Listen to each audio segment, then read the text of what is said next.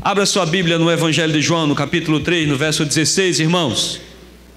João capítulo 3, verso 16. O tema que nós vamos trabalhar esta semana do Evangelizai é uma pergunta. O Evangelizai esse mês é uma pergunta. A pergunta é: você está preparado? E cada semana uma pergunta a mais é colocada a esse questionamento central. Você está preparado? Essa semana nós queremos saber, para ser julgado por Deus, você está preparado para morrer hoje? Você está preparado para estar diante do Criador e ter as suas obras cobradas, pesadas pelo seu Criador? Capítulo 3, e o texto que nós usamos está lá no Evangelho de Mateus, capítulo 24, fala a respeito justamente da questão da grande tribulação e da segunda volta de Cristo. E hoje nós vamos falar sobre julgamento, sobre esse algo que muitas vezes inquieta o nosso coração. E como foi pregado, eu preguei aqui no domingo passado, quando nós estamos diante de pessoas, estamos diante de situações, estamos diante de algo, na maioria das vezes alguma dessas coisas produz em nós reações diferentes. Quando você encontra, por exemplo, com alguém que há muitos anos você não encontra, quando seu filho mora fora da cidade, ou quando um parente seu que há muito tempo você não vê, ou uma pessoa muito querida, há muito tempo não vista por você, você de alguma forma cruza o caminho com essa pessoa. Esse encontro com essa pessoa produz no seu coração alegria, gozo, produz satisfação. Entretanto, quando você caminha pela rua e você cruza o caminho com alguém que de alguma forma traiu, que de alguma forma produziu uma ferida na sua alma, alguém que por acaso lhe perseguiu ou lhe caluniou, quando você cruza o caminho com uma pessoa assim, o seu sentimento é de retração, você se retrai, você não gosta daquele momento. E como seres humanos, nós temos inconscientemente a mania de deixar de lado ou evitar aquilo que nos causa dor ou desconforto. Nós somos de uma geração, por exemplo, os mais da minha geração para trás vai lembrar que nós não falávamos nem o nome da doença câncer, nós chamávamos de CA, porque é algo que causa desconforto, é algo que se evitava, é algo que se evitava questionar, falar, porque tudo aquilo que nos causa desconforto nós pegamos e colocamos numa gaveta da nossa alma, e nós não queremos tratar sobre aquele assunto, nós não queremos cruzar o caminho com aquela pessoa. Se um lugar lhe traz más recordações, adivinha o que você vai fazer? Você evita aquele lugar.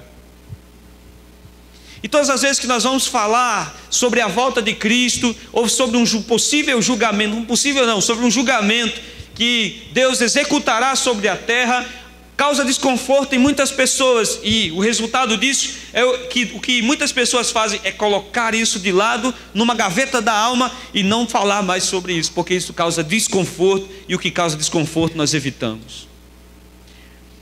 Mas o Apocalipse é um livro, a escatologia nos ensina que o Apocalipse e os demais livros da Bíblia que falam sobre a volta de Jesus são uma bênção para nós. Eles são livros didáticos, eles nos ensinam.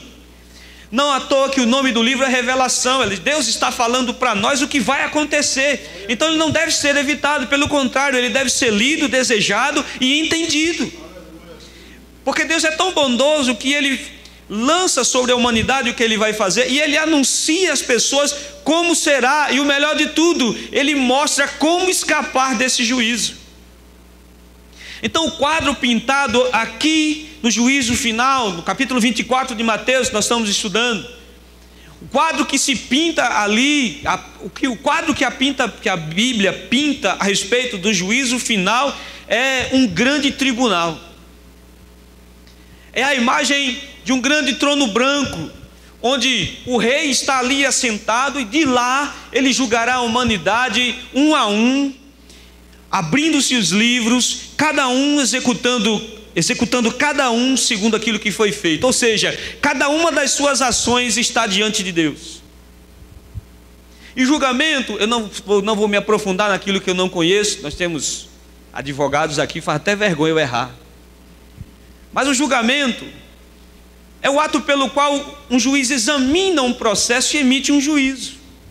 Em síntese, porque o processo é extenso, existem várias nuances, mas o julgamento, ele apresenta o réu, ele apresenta os crimes que ele cometeu e as provas. E em síntese, repito, um tribunal humano, ele é composto pelo acusador, pelo réu, pelo juiz, por um júri. E esses personagens montam essa trama onde o juiz, no final de tudo, ele declara a sua sentença, ele manda se executar aquela sentença. No tribunal humano, o acusador monta uma peça para que com provas ele convença o juiz que aquele que cometeu o crime é realmente culpado, é realmente alguém que cometeu isso. Num tribunal humano, nós temos um júri. No tribunal humano, nós temos apelações. No tribunal humano, nós temos recursos. E dependendo do crime, se for de colarinho branco no Brasil, recursos eternos. E às vezes a pessoa morre e não é julgada. Mas isso não vem ao caso. No tribunal humano, existem todos esses personagens, existem todas essas nuances. O que Deus está fazendo é apresentando para nós uma analogia de como Ele fará. Não significa que será da mesma forma. Quando Ele diz que um tribunal nos julgará, Ele não está dizendo que vai ter esses mesmos requisitos que o tribunal humano tem, porque no tribunal divino existem muitas diferenças. Uma delas, por exemplo, é que no tribunal divino não tem apelação. O tribunal divino, ele é a última instância que julga o réu, ou seja, a humanidade. Não há apelação depois do julgamento de Deus, você me entende? Diga amém. Depois que ele julga, a sentença é definitiva e parte-se para a execução dessa sentença. Tanto é que o Apocalipse diz que assim que acabou o julgamento, aqueles que são infiéis, os incrédulos, os cães, os escarnecedores, são lançados no lago de fogo, imediatamente após o julgamento. Não há apelação. Nesse julgamento não vai ter a defesa, você não vai se defender nesse julgamento, porque nesse julgamento você pode se defender enquanto você está vivo, porque a Bíblia diz que morreu, segue-se ao juízo. Então não haverá defesa diante do rei, não haverá defesa diante do juiz. O juiz já está convencido da sua culpa. No julgamento divino não vai precisar o acusador dizer que você é culpado, porque ele tem todos os registros da sua culpa. O que você fez, o que você falou, o que você pensou, o que você deixou de fazer e suas intenções. Então, diante de Deus, desse tribunal, nós não teremos apelação, nós não teremos júri. E o juiz já sabe muito bem que você é culpado. E diante dele nós vamos fazer essa cara de culpado que os irmãos estão fazendo agora aí. Não tem apelação. O juiz, repito, ele já sabe de tudo. Provérbios capítulo 15, versículo 3, o sábio diz: os olhos do Senhor estão em todo lugar, contemplando os maus e os bons. Ou seja, o olhar de Deus é tão penetrante que não há lugar no mundo que você possa se esconder da sua presença. O salmista, no Salmo 139, diz que ele me sonda, ele conhece, ele esquadrinha, ou seja, ele detalha cada parte da sua alma como um elemento visível aos seus olhos. O escritor aos Hebreus diz que todas as coisas estão nuas e patentes diante daquele com quem nós vamos prestar contas. Isso significa que ele sabe de tudo. E quando eu digo que ele sabe de tudo, ele não sabe somente das suas ações, ele sabe das suas intenções, ele sabe das suas emoções, ele sabe por que você fez, como você fez e a intenção da qual você fez. Então esse juiz já sabe da sua culpa, e antes mesmo que você fale, suas palavras serão proferidas, ele já sabe o que você falará. Se me entende? Diga amém. O Apocalipse capítulo 20, versículo 12, assevera essa verdade. Quando João, escrevendo inspirado pelo Espírito, diz: vi mortos, grandes e pequenos, postos em pé diante do trono. Então se abriram livros, ainda outro livro, o livro da vida foi aberto. E os mortos foram julgados, segundo as suas obras, conforme o que se achava escrito nos livros. Este tribunal está aguardando somente a sua chegada. Este tribunal, e aí nós vamos ter que entender, irmãos, que a volta de Cristo, ela se dará de uma forma generalizada, ou seja, quando ele voltar para toda a humanidade e assim requerer todas as almas para o julgamento, ou ele pode voltar individualmente para cada um de nós, através da morte. Então, se ele não voltar para buscar toda a humanidade nessa geração, você terá um encontro com ele quando você morrer. Então, esse tribunal está preparado, esse tribunal já está posto, e ele somente aguarda a chegada do réu. E repito, diferente do tribunal humano, lá você não vai ter advogado de defesa, porque o advogado de defesa está aqui para atuar nos dias de hoje. Jesus Cristo é o único meio pelo qual você escapará da condenação final. Porque nesse tribunal, o réu já entra julgado. Aqui você não será julgado lá, você já está julgado. Versículo 18 do capítulo 3, versículo 18 diz assim, irmão, do capítulo 3 de João: portanto, quem nele crê não é julgado. O que não crê já está julgado. Você entra no tribunal julgado. Diga amém, irmão. E o julgamento é justo. O julgamento, até o condenado sairá satisfeito do juízo que Deus executará. Quando você vai para a parábola de Rico e Lázaro, ele vai dizer: mestre, deixa que eu vá lá falar para eles. O rico, ele não pede para sair, porque ele sabe que ele está lá por causa de suas obras. Olhe para cá. Quando você vai para o ladrão na cruz, ele vai dizer: nós estamos aqui porque merecemos. O juízo de Deus será tão perfeito que o réu que entra julgado, ele já sairá de lá satisfeito. O juiz, num tribunal, um juiz justo e um réu implicado. Nós temos falado aqui constantemente, essas 2 semanas nós temos falado esse contraste que a Bíblia fala. A Bíblia fala de um rei justo, 3 vezes santo, santíssimo, diante de alguém imperfeito, condenado e julgado. Este encontro está marcado. E como nós compareceremos diante dele? A questão não é se vamos comparecer, a questão é quando e como vamos comparecer diante dele. Por isso a pergunta deve ressoar na sua mente hoje, no seu coração: você está preparado? Porque se você não estiver preparado, você tem tempo para se preparar ainda para esse encontro. E você está aqui hoje é uma prova de que Deus não deseja condenar a sua alma.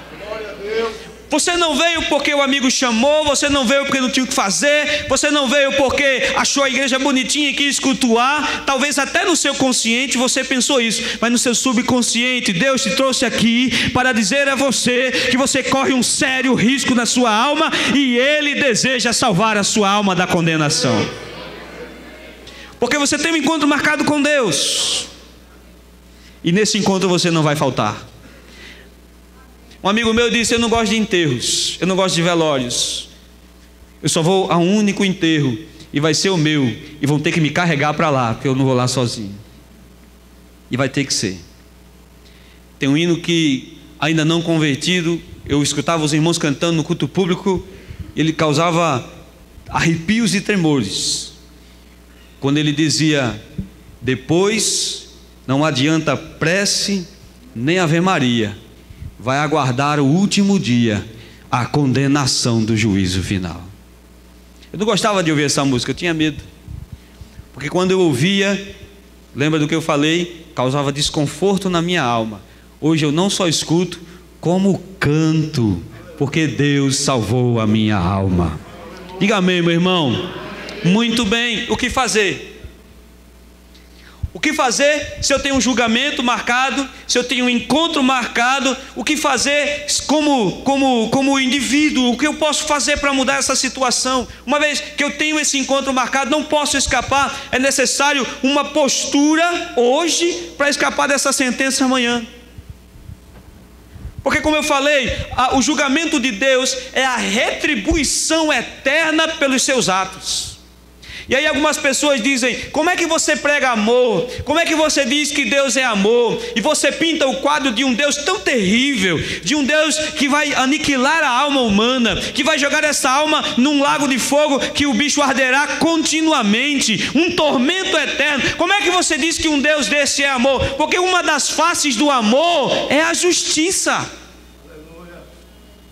Se você ama seus filhos, você retribui aos seus filhos, a cada um deles, o que eles merecem. Se você não educar seus filhos como eles merecem, ou castigá-los quando eles merecem, você estragará seus filhos. Porque uma das faces do amor é a justiça. E esse julgamento, o julgamento de Deus, é a retribuição eterna para os atos que nós cometemos nessa vida. Por isso que o sábio diz em Eclesiastes capítulo 12: lembra do teu Criador nos dias da tua mocidade. Ou seja, pense nele, lembre dele, viva para ele. Porque Deus vai requerer de você seus dias. Porque nós estamos de passagem nesse mundo. Mesmo que você não acredite em Deus, mesmo que você não acredite na Bíblia, você tem que ter a mesma certeza que eu tenho: a vida nesse mundo é muito curta. E a justiça divina no juízo de Deus será aplicada na sua plenitude. Por isso que os textos escatológicos, quando vão falar a respeito do inferno ou do lago de fogo, ele fala de um momento de grande tormento, de grande agonia, de grande sofrimento. O texto diz que o verme não morre, ou seja, não haverá, as pessoas procurarão morrer e não poderão. Quando você vai para a parábola de Rico e Lázaro, você vê um homem em tormentos, um homem em angústia, desejando ardentemente que pelo menos com um dedo se toque na sua língua, porque ele está sendo atormentado pelas chamas do inferno.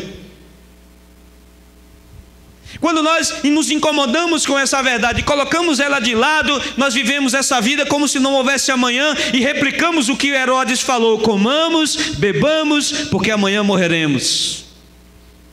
E não é assim que funciona. A morte não é o fim, quisera fosse. A morte é o começo. A morte é a porta de entrada para a eternidade. Com Deus ou sem Deus? Esse é o dilema que você deve responder hoje. Se você está preparado para o julgamento de Deus, louvado seja o nome do Senhor. Faça coro comigo e diga: Maranata. Ora vem, Senhor Jesus. Se você não está pronto, eu quero dizer um recado como profeta de Deus nessa noite. Não como profeta da prosperidade, mas como profeta de um Deus que deseja salvar a sua alma. Prepara-te, ó Israel, para o teu encontro com o Senhor. Prepare-se. Fique pronto. Porque esse julgamento, como eu falei, é inapelável e, portanto, é implacável. Eclesiastes capítulo 11, vamos lá, irmão. Eclesiastes capítulo 11, versículo 9. Veja o que o texto diz: alegra-te, jovem, na tua juventude, recreie-se no seu coração nos dias da sua mocidade.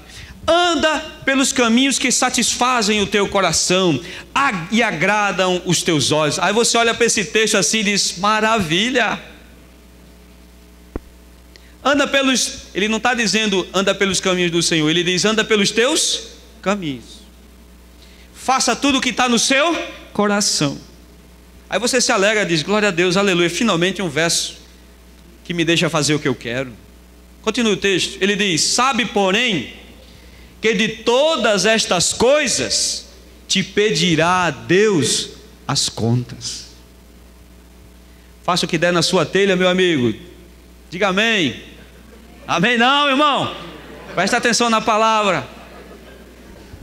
Faça o que te dá na telha. Eu diz: maravilha, eu faço. Eu não tenho dono. Tem um ditado, como é que fala hoje, jovens? Eu sou bicho solto, né? Sou bicho solto. Seja solto. Vai lá, faça o que dá na tua telha, bicho solto. Mas Deus diz assim: olhe para cá. Um dia Deus te pedirá contas de tudo que você fez, de tudo que você falou, de tudo que você pensou e pelas coisas que você deixou de fazer. Deus está registrando as suas ações. Esse julgamento, ele é implacável. E os que vivem no erro sabem disso.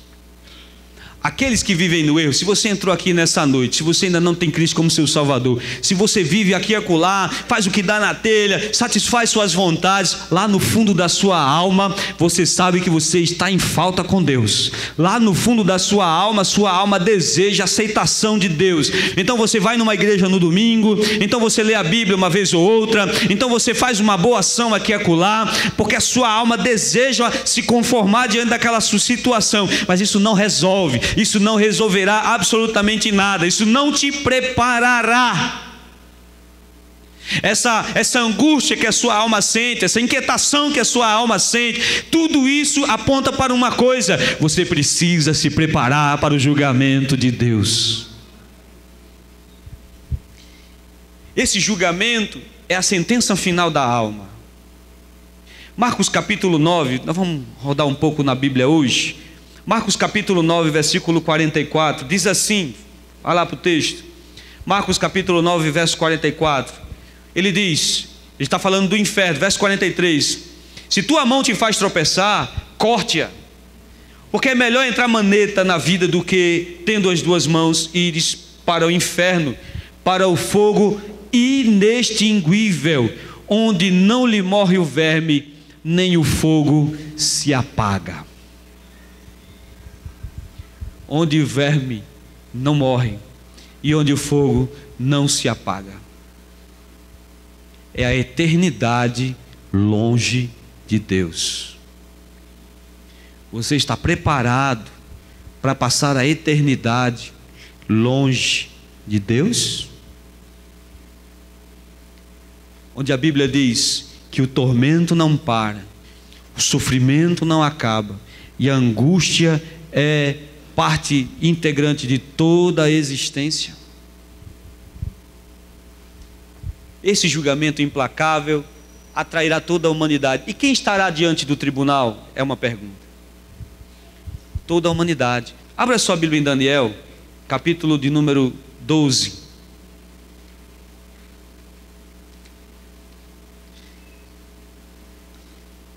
Daniel, capítulo 12.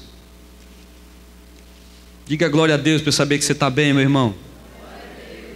Aleluia. Melhor está por vir. Daniel 12, 1, você achou? Diga amém. Nesse tempo, se levantará Miguel, o grande príncipe, o defensor dos filhos do seu povo, e haverá tempo de angústia, a qual nunca houve desde que houve nação até aquele tempo. Mas naquele tempo será salvo todo o seu povo, todo aquele que for achado no livro inscrito. Verso 2: muitos dos que dormem no pó da terra ressuscitarão, uns para a vida eterna, outros para a vergonha e horror eterno. Quem vai estar diante do trono branco? Todos nós. Todos nós. Estaremos diante do trono branco agora para fins diferentes. Daniel diz, uns para, versículo 2, capítulo 12, uns para a vida eterna e outros para a vergonha e horror eternos. Então nós estaremos diante dele. Toda a humanidade, ímpios e justos estarão diante deles. Os ímpios para o castigo eterno, os ímpios para a condenação eterna, para queimar continuamente no fogo que não se apaga, e os santos para as recompensas e para os seus galardões. E aí entra a igreja.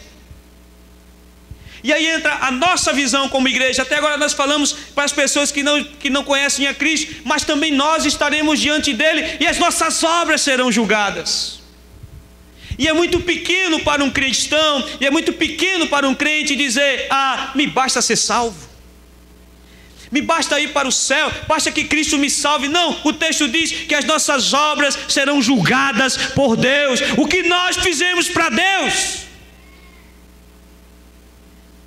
Qual é o ponto que pode me colocar diante de Deus? Porque Paulo, escrevendo em 1 Coríntios 3, do verso 11 ao 15, diz que as minhas obras serão provadas pelo fogo de Deus. Como igreja, qual é o meu comportamento diante disso? Como igreja, a minha missão, como está diante disso? Então, justos e ímpios estarão diante do tribunal de Cristo. Os ímpios serão julgados por suas obras e receberão o castigo de Deus. A igreja estará diante de Cristo. E o Senhor vai olhar para você e vai dizer: o que fizeste? Senhor, assisti Faustão no domingo, e de noite eu estava no culto. Senhor, na quarta-feira tinha o meu santinha para assistir, eu não vinha para o culto. Bem feito, foi rebaixado. Né, Carlinhos? É muita dor, Carlinhos, mas vamos lá. Senhor, eu tinha outras coisas para fazer. Senhor, olhe para cá, o Rio Mar inaugurou e eu precisava ver. Deus julgará, e o apóstolo Pedro, escrevendo a sua carta, diz: o julgamento de Deus começará pela igreja. O que nós estamos fazendo? Nós estamos pregando oba-oba? Nós estamos pregando isso ou aquilo? Ou nós estamos pregando e dizendo que o inferno existe, mas existe uma saída para o julgamento de Deus? Aleluia!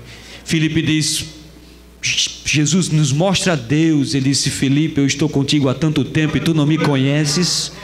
Quem vê a mim, vê o Pai. Aleluia! A solução é Jesus Cristo. Pode ser clichê, pode ser repetitivo, pode chover no molhado, mas eu estou dizendo uma verdade para você hoje. Se quiser escapar do juízo de Deus, Jesus é a propiciação pelos seus pecados. A única forma de você se preparar é entregar a sua vida a Ele, permitir que Ele te cubra com a sua justiça. E aí eu quero fazer uma pergunta para você nessa noite: castigo ou galardão? Qual será a sua recompensa diante de Deus? Castigo ou recompensa? O que Deus dará a você? Prepare-se todo o dia todo para esse momento. Ora, irmão, a expectativa do juízo deve nos alertar. Você concorda comigo? Diga amém. O grande problema das pessoas que sofrem de ansiedade é que depois da crise de ansiedade, se você já teve uma crise de ansiedade, você sabe disso, você fica todo moído, seu corpo fica todo dolorido. Não é segredo da igreja, eu sempre falo aos irmãos que tem um negócio que me faz suar frio, e às vezes quando eu me levanto, eu fico derrapando dentro do meu sapato de tão suado que meus pés ficam. É o tal do avião. Mas já me libertei desse medo, amém? Eu vou dar uma sugestão para você. Toda vez que eu entro no avião, eu já faço assim: Senhor, perdoe meus pecados, cuida da minha mulher, não deixa ela casar de novo, protege meus filhos. E se o Senhor quiser me levar, cuidando de tudo isso, viu, Senhor? Olhe bem, principalmente o não casar. Se o Senhor quiser me levar, eu vou. Eu estou pronto. Aí eu subo, me sento. Irmão, é um santo remédio. Quando eu pisco o olho, já estou em São Paulo. É um santo remédio. Faça isso, amém? Faça isso, é, Senhor, eu estou pronto para morrer. Se quiser me levar, quem vai fazer isso? Diga amém. Está vendo aí? Deus olhou quem levantou a mão, viu? Prepare-se. Mas voltando, desculpe, me empolguei com o casamento. Escute, mas as primeiras viagens quando eu saía, quando eu pousava, e aí os meus amigos às vezes faziam umas brincadeiras comigo, me pegavam voo com escala para aqui, escala para acolá. Se descer e subir uma vez já é complicado, imagine 2, 3 vezes. Quando eu chegava, irmão, e o meu corpo desarmava, porque a ansiedade deixa o seu corpo em alerta. Quando você vai caminhando para algum lugar, o seu corpo, e você vê 2 homens numa moto, um levando e um na garupa, o seu corpo fica em alerta. Você já procura um canto para correr, já põe alguém para gritar. Se for assim, diga amém. Ô povo medroso. Quando você termina, seu corpo fica dolorido. Por quê? Porque a adrenalina preparou seu corpo da ansiedade para alguma coisa. Quando o texto diz que nós temos que nos preparar, significa que nós temos que estar em constante estado de alerta. Quando você se prepara para algo que vai acontecer, olhe para cá, a sua vida e as suas escolhas se pautam naquilo que você vai fazer. Eu quero perguntar uma coisa a você. Eu perguntei no domingo, mas foi de 5 horas, algum de vocês não estava. Eu quero fazer uma pergunta a você, lá, só para você, não fale para ninguém. O que você vai estar fazendo daqui a 10 anos? Já parou para pensar? O que você vai estar fazendo daqui a 10 anos? Aí alguns vão dizer assim, vou estar formado. Alguns vão dizer assim, vou ser juiz. Alguns vão estar dizendo assim, vou estar casado, em nome de Jesus. A esperança é a última que morre. Eu vou estar com meu menino no colo, eu vou estar fazendo isso. Olhe para cá, todos nós projetamos a nossa vida daqui a 10, 20 ou 30 anos. Nós projetamos. Mas Tiago diz que a sua e a minha vida é como vapor. Você pode levantar daí e já ir para o encontro com o seu Criador. Você pode, as palavras hoje estão sendo duras, deitar hoje e não levantar mais. Você se projeta para frente, você esquece que você vai ter um encontro com o seu Criador. Você se encontrará com Deus. Viva a sua vida lembrando disso. Lucas capítulo de número 12, versículo 6. Vamos lá que o relógio está me perseguindo. Lucas capítulo de número 12. Você achou? Diga amém. Eu não achei ainda. 12:16, diz assim: e lhes proferiu ainda uma parábola, dizendo: o campo de um homem rico produziu com abundância, e arrazoava consigo mesmo, dizendo: que farei? Pois não tenho onde recolher os meus frutos. E disse: destruirei os meus celeiros, reconstruirei maiores, e aí recolherei todo o meu produto e todos os meus bens. Então direi à minha alma: tens em depósito muitos bens para muitos anos. Descansa, come, bebe, regala-te. Mas Deus lhe disse: louco, esta noite te pedirão a tua alma. E o que tens preparado? Para quem será? Se projeta para daqui a 20 anos, você está se projetando para daqui a alguns anos e diz: não, hoje não, pastor.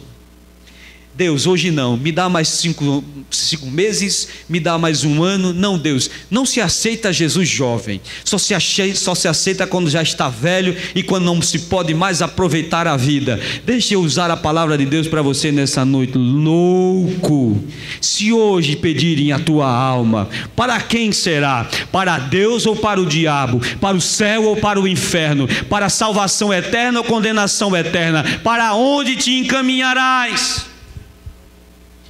Viva esperando esse dia, não perca o foco no fim. Quando você foca no fim, você aproveita a sua vida neste lugar. Deixa eu correr. Comece a sua preparação para esse dia hoje. Aleluia. Porque no tribunal de Cristo, o réu começa a se defender hoje.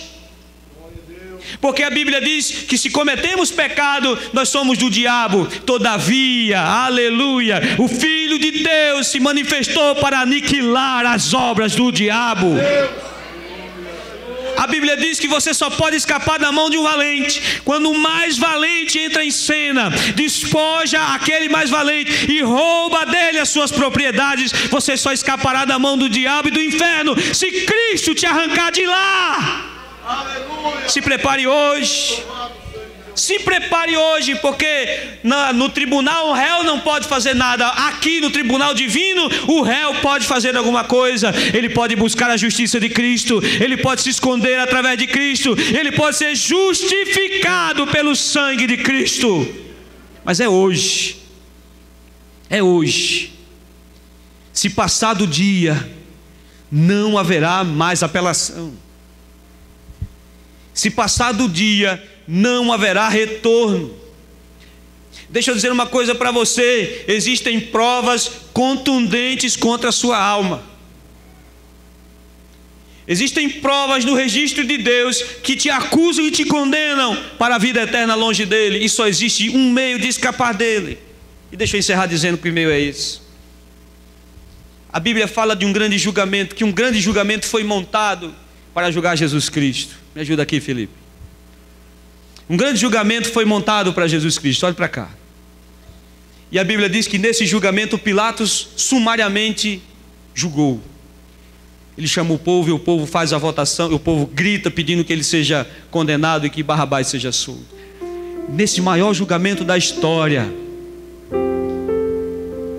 a Bíblia mostra que Pilatos saiu culpado desse julgamento porque ele sabia o que deveria fazer e ele não fez. Ele sabia que Jesus era inocente, ele sabia que tinha que libertar Jesus, mas ele não liberta Jesus. Ele é condenado porque ele sabia o que deveria fazer e não teve coragem para fazer. Algumas pessoas aqui estão assim. Elas sabem que devem aceitar Jesus. Lá no fundo elas sabem que suas almas precisam de redenção, precisam de Jesus Cristo. Você sabe que tem que fazer, mas não tem coragem para fazer. Pilatos foi condenado por causa disso. Nesse julgamento tem outro elemento, que são os sacerdotes. Os sacerdotes e mestres da lei, eles não viram o Filho de Deus em Jesus, eles viram uma ameaça. Porque eles não queriam de forma nenhuma perder aquilo que tinham. Então eles se ergueram contra Jesus. E eles julgaram que Jesus era um blasfemo, quando na verdade Jesus era e é o Filho de Deus. Os sacerdotes julgaram errado, porque tinham motivações erradas. Há pessoas aqui assim também, que vieram aqui atrás de um bem material, que vão atrás de Deus, atrás de uma riqueza, algo que Ele possa lhes conceder. Olhe para cá. Buscar a Deus pelos motivos errados também será condenado no dia do juízo. A Bíblia fala de outro elemento desse julgamento, que era o povo. O povo que alguns capítulos antes estavam recebendo Jesus com palmas e dizendo: Hosana, bendito aquele que vem no nome do Senhor. Eles louvaram a Jesus num dia, eles gritaram: crucifica Jesus, semana depois. Esse povo representa aquelas pessoas que sabem o que é correto e mudam a sua verdade. Elas se afastam, elas se desviam. E alguns que estão aqui hoje podem estar desse jeito. Um dia aceitaram essa verdade, louvaram a Deus, ergueram suas mãos, adoraram ao Todo-Poderoso, mas agora deram as costas para Ele. A Bíblia fala de um último elemento nesse julgamento, e ele se chamava Barrabás. De todos, Barrabás era o mais culpado. Barrabás era salteador, era ladrão, era rebelde, tinha matado um soldado romano. Barrabás estava pronto para ser morto. Aquele dia era o dia que ele seria morto. Imagine que você é Barrabás, olhe para cá. E você está na cela, e você sabe, porque os soldados dizem: hoje é o dia que você vai morrer.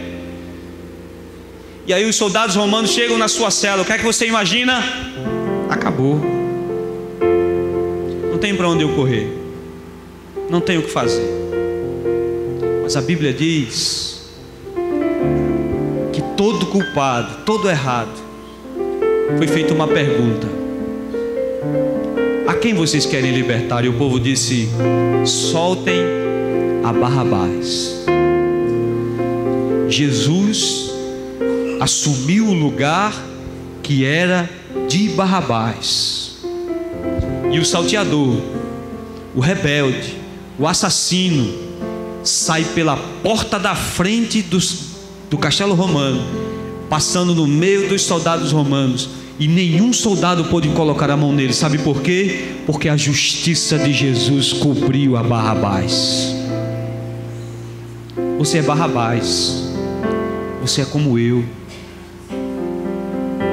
E o que Cristo te oferece hoje é exatamente a mesma coisa. Você não precisa levar a sua cruz. Você não precisa ser crucificado nessa cruz, perdão. Você tem que levá-la, mas você não precisa morrer nela. Porque Cristo assumiu o seu lugar. E para encerrar, eu quero fazer um convite para você. Você que está aqui nessa noite e se encaixou num desses elementos que eu falei, e deseja entregar-se a Ele. Aí onde você está, você vai ficar de pé em sinal de aceitação e vai receber Jesus como seu Senhor e como seu Salvador. Temos a primeira vida que está aceitando Jesus. Onde está a segunda pessoa? A segunda pessoa está aceitando Jesus. Onde está a terceira pessoa? Fique de pé aí onde você está. Aí onde você está, você vai ficar de pé. Fique de pé aí. Eu peço que uma das irmãs fique próxima. Fica aí ali. Onde está a terceira pessoa? A terceira pessoa que deseja se render a Jesus. Aí onde você está, você vai ficar de pé. Você não vai vir aqui na frente, vai ficar aí no seu lugar. Basta que você fique de pé e receba-o como seu Senhor e como seu Salvador. Onde está a terceira pessoa? Igreja, feche seus olhos. Vamos orar. Ele virá, Eliseu. Aleluia. Feche seus olhos. Onde está a terceira pessoa?